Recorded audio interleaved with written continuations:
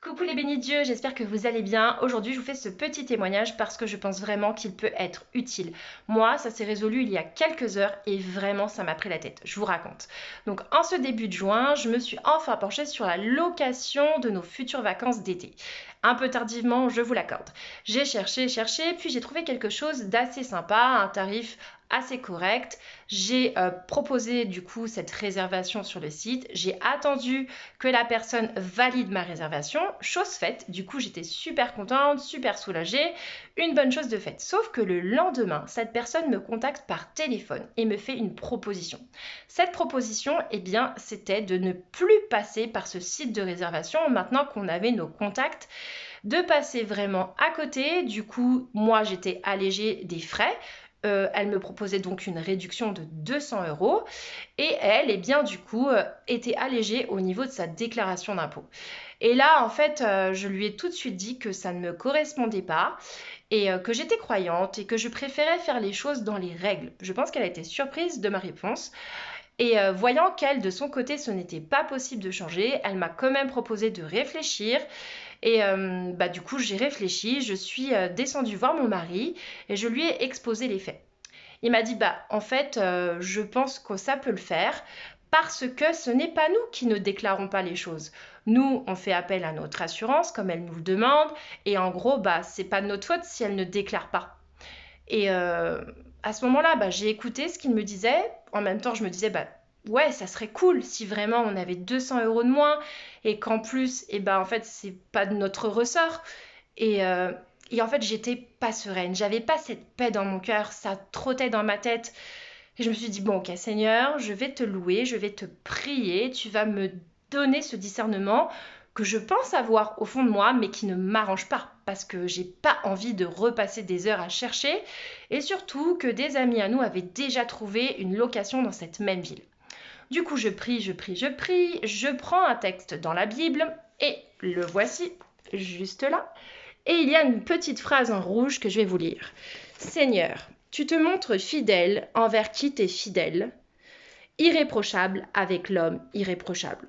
Et c'est tiré de 2 Samuel, chapitre 22, le verset 26.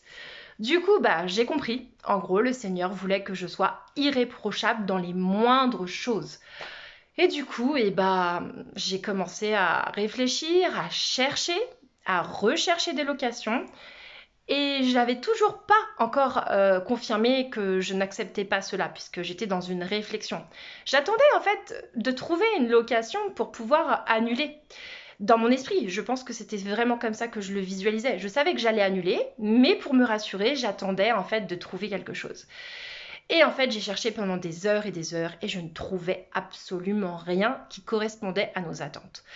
Et du coup, j'ai quand même appelé cette dame et je lui ai quand même dit que on annulait, que j'étais vraiment triste, que ça correspondait vraiment à ce qu'on cherchait, mais que voilà, en gros, on ne pouvait pas le prendre.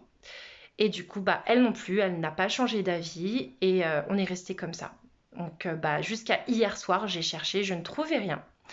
Et ce matin, j'étais en prière et je reçois une notification sur mon téléphone avec de nouvelles annonces. Et là, j'ai trouvé une nouvelle annonce qui correspondait à ce que l'on cherchait.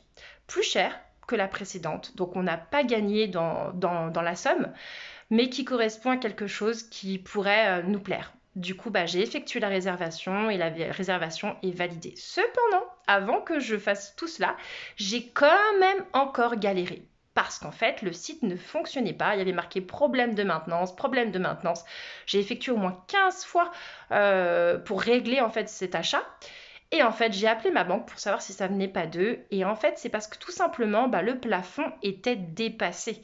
Donc je vous raconte que c'était pas si simple en fait de vouloir suivre le chemin de Dieu. Non seulement il fallait accepter de perdre 200 euros, il fallait accepter de perdre cette location qui était donc parfaite au niveau localisation, etc. Et en plus, il fallait finalement trouver quelque chose d'autre. Et ce quelque chose d'autre, une fois qu'il est trouvé, eh bien c'était encore difficile de l'avoir. Donc c'est pas toujours simple de suivre Jésus. Mais il est bon, il est merveilleux et il nous demande de le suivre dans toutes les choses de notre vie. Et j'aurais pu tomber dans cette tentation. Peut-être que vous aussi, vous allez avoir des tentations de ce type, alors que le Saint-Esprit nous aide à être dans ce discernement et toujours nous permettre de suivre ce chemin de vérité. Amen. Soyez bénis, je vous aime fort.